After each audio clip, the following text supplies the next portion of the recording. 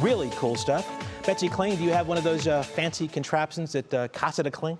I do not. I really don't have many fancy contraptions except here in the Weather Center. Once I go home, it's pretty much simple. Okay. The way we like to keep things. Certainly tonight, not going to be a great night to be able to get out and see the comet, unfortunately. The clouds are going to be hanging tough, at least for right now. We did make it to 89 today, 72 this morning's low, but the most important number, I know that 100 is getting your eye, 1988. A lot of folks remember that. But this number right there, 7/100 of an inch of rain at Hopkins. Not bad, right? We definitely need it. The drought monitor has been updated today. This is updated weekly on Thursdays from the National Drought Mitigation Center. And this week, the state of Ohio is now up to 62.25% in some form of a drought condition. Most of the area is just abnormally dry. That's what you see here with this yellow.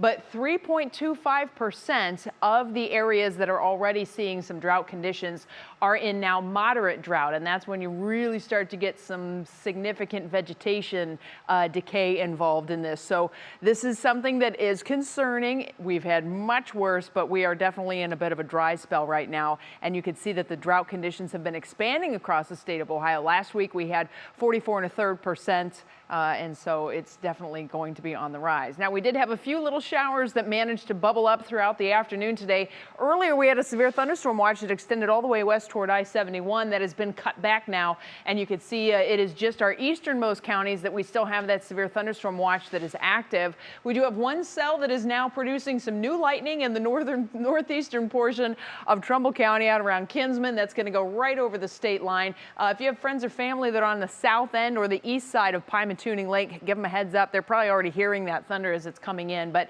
that certainly is not a great place to be in a boat when there's thunder that's coming around. But I think the most significant thing is just the fact that we were very warm today. We're still sitting in the 80s in much of the area. You can see a wind shift that is coming in, big southwesterly winds to the south, but this northwesterly wind coming in, that is the front that's passing through.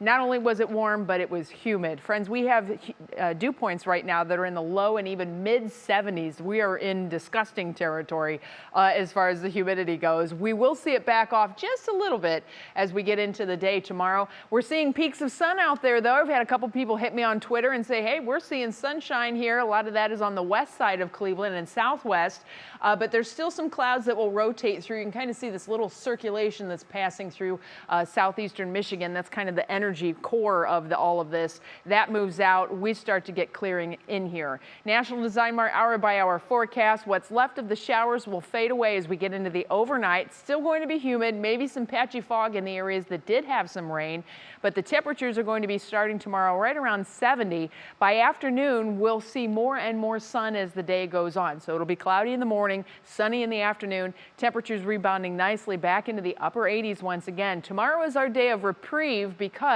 as we go through the weekend, we're right back in the thick of things with the heat, and the humidity comes back with a vengeance. Universal Windows Direct forecast shows that we'll have increasing clouds and then storm chances late Sunday, and then an unsettled week with more seasonable temperatures hanging out in the mid and upper 80s as we head through next week. Russ? All right, Betsy, thank you.